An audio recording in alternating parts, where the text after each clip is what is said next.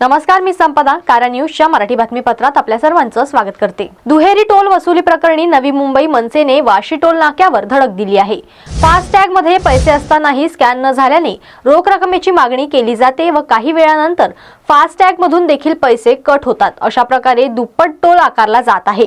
त्यामुळे नागरिकांची अशा प्रकारची फसवणूक होऊ नये यासाठी मनसेच्या शिष्टमंडळाने आज वाशी टोल नाक्यावर जाऊन संबंधित प्रकार निदर्शनास आणून दिला आहे।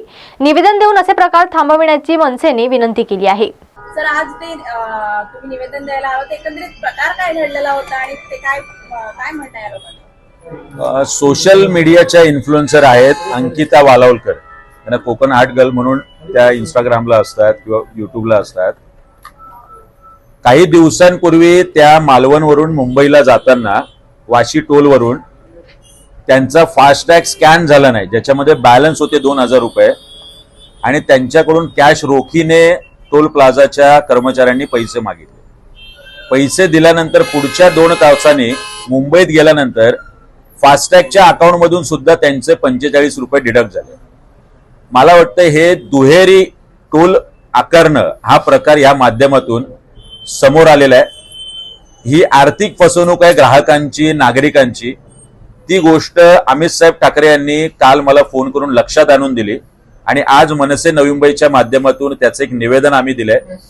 जर बॅलन्स आपल्या फास्टॅग मध्ये असेल तर आपल्याकडून रोखीने पैसे न घेता तात्काळ वाहन सोडलं पाहिजे आणि नंतर तुमच्या बॅलन्स अमाउंट मधून पैसे डिडक्ट केले पाहिजे असा शासन निर्णय सांगतो।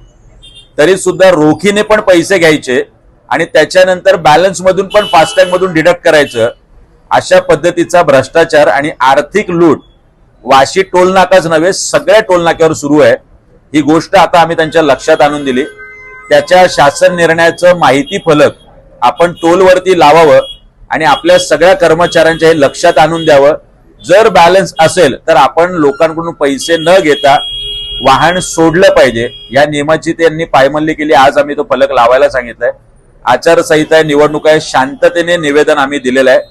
मात्र जर या घटना घडत असतील तर मनसे आपल्या पद्धतीने निश्चितपणे टोल मॅनेजमेंटला याचं उत्तर देईल।